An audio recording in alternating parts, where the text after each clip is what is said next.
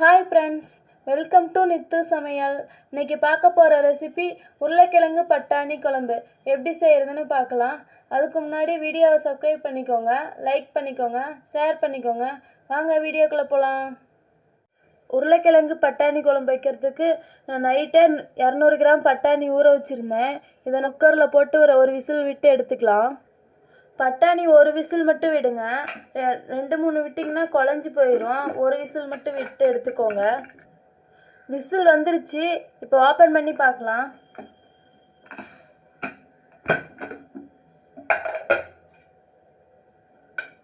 பட்டாணி நல்லா வெந்துருச்சு. இப்போ குழம்பு தாளித்து விட்டுக்கலாம்.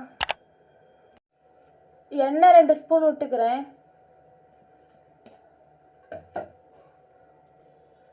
கடுகு கடலைப்பருப்பு 1 ஸ்பூன் போட்டுக்கிறேன்.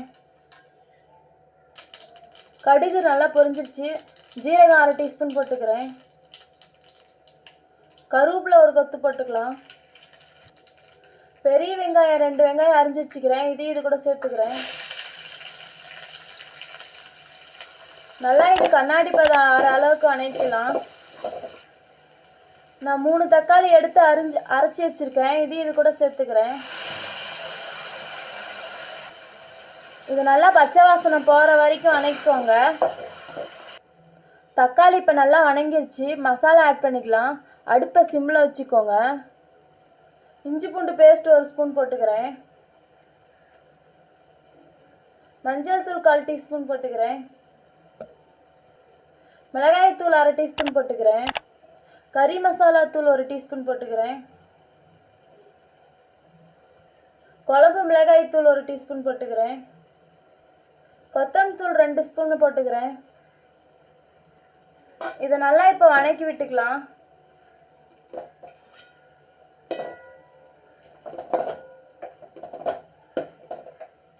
மசாலா நல்லா வணக்கி விட்டாச்சு.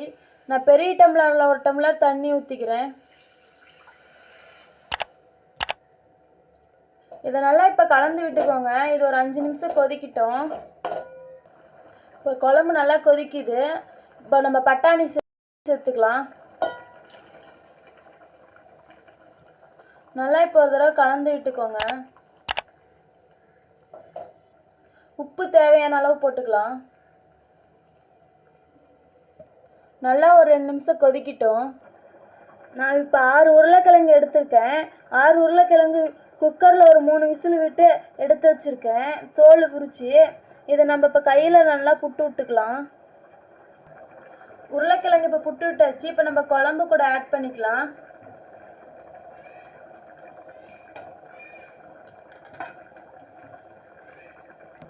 நல்லா இப்போ கலந்து விட்டுக்கலாம்.